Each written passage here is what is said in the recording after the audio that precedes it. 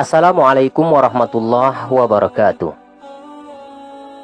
Kiai Haji Abdul Hamid adalah putra kelima Kiai Isbat, pendiri Pondok Pesantren Banyuanyar sekitar tahun 1204 Hijriah atau 1787 Masehi.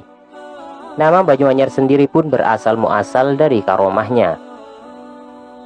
Dari kedelapan bersaudara, beliau satu-satunya yang wafat di kota Mekkah dan dimakamkan di pemakaman Ma'la, kota suci Mekkatul Mukarramah. Beliau wafat pada tahun 1353 Hijriah atau 1931 Masehi, 6 tahun setelah wafatnya Syekhona Khalil Bangkalan atau 5 tahun setelah berdirinya Nahdlatul Ulama atau NU. Secara nasab, Kiai Abdul Hamid bersambung hingga Rasulullah Shallallahu Alaihi Wasallam. Beliau merupakan keturunan ketujuh Kiai Muhammad Khatib bin Qasim, putra Sunan Ampel. Sedangkan Kiai Muhammad Khatib adalah suami Nyai Gede Kedaton, putri Penembahan Kulon, cucu Sunan Giri. Dengan demikian, Kiai Abdul Hamid memiliki dua jalur nasab kewalian Nusantara, Sunan Ampel dan Sunan Giri.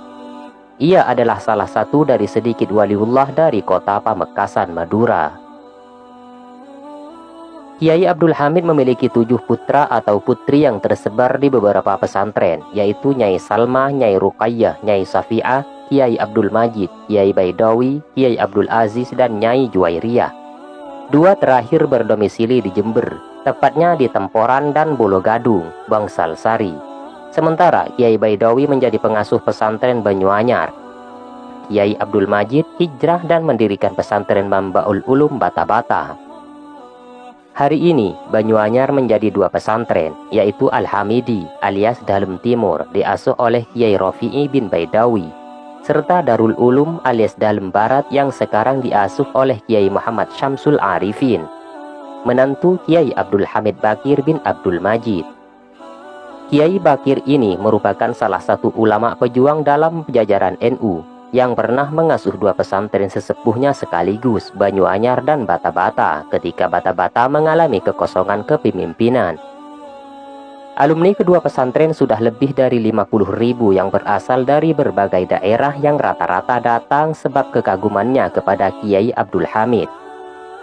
Itu di samping kenyataan bahwa beliau tidak hanya terkenal di Madura tetapi juga di Mekkah.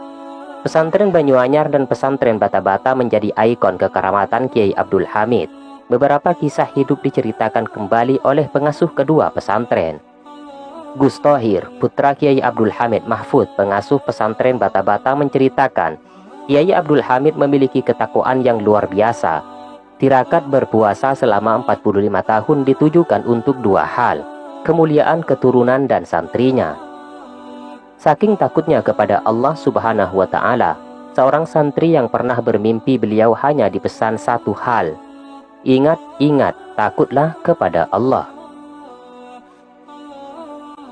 Pernah suatu kejadian, kata Gus Thohir, Kiai Abdul Hamid hendak melakukan tawaf. Sebagaimana lumrah melakukan ibadah nusuk di tanah suci Mekah butuh perjuangan, harus rela berdesakan. Istimewanya, semua jemaah haji ketika itu menepikan diri, memberikan jalan untuk Kiai Abdul Hamid bertawaf. Ketika wafat, semua toko di Mekah juga tutup dan jenazahnya dihantarkan oleh semua penduduk Mekah ketika itu, padahal mereka tidak mengenalnya. Ketika telah lama wafat, kuburannya hendak dibongkar. Merupakan kebiasaan di Arab setiap 8 bulan, kuburan digali dan diganti dengan jenazah yang baru. Itu dilakukan karena di sana mengalami keterbatasan area pemakaman.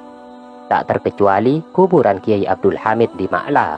Namun sayangnya, ketika giliran kuburan beliau dibongkar, jenazahnya ditemukan bersujud. Penggaliannya pun tidak dilanjutkan demi menghormati kewaliannya.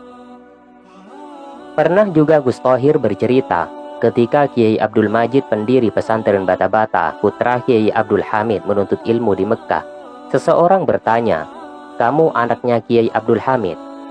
"Iya benar," jawab Kiai Abdul Majid.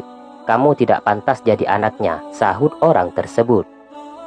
Atas kejadian tersebut, konon Kiai Abdul Majid bersumpah di depan Ka'bah, "Demi Allah, saya tidak akan pulang sebelum mampu mengajari orang semadura." Sumpah tersebut menjadi kenyataan. Kiai Abdul Majid menjadi pakar ilmu fikih dan menjadi rujukan setiap permasalahan orang Madura. Maka terkenallah dauh Kiai Abdul Majid, "Segala puji bagi Allah, segala persoalan fikih di Madura kembali kepada kami." Selain itu, Kiai Rafi'i Baidawi, pengasuh pesantren Al-Hamidi saat ini, cucu Kiai Abdul Hamid, pernah juga bercerita sambil terisak. "Ada seorang ulama bertanya kepada saya di Mekah," tuturnya dengan mata berkaca-kaca.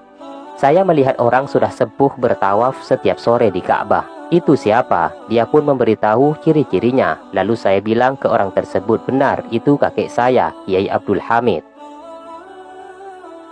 Kiai Abdul Hamid wafat dan dimakamkan di Ma'la Mekah, tetapi kisahnya selalu hidup di mata para santrinya.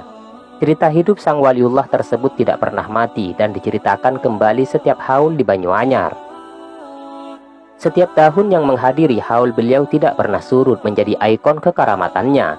Sedangkan haul putra beliau, Kiai Majid, di Bata-Bata selisih 25 hari, yakni 7 Syawal setelah Lebaran Ketupat. Itulah sepenggal kisah Kiai Abdul Hamid, ulama Madura yang disegani penduduk kota Mekah. Semoga kisah ini bermanfaat buat kalian semua. Assalamualaikum warahmatullahi wabarakatuh.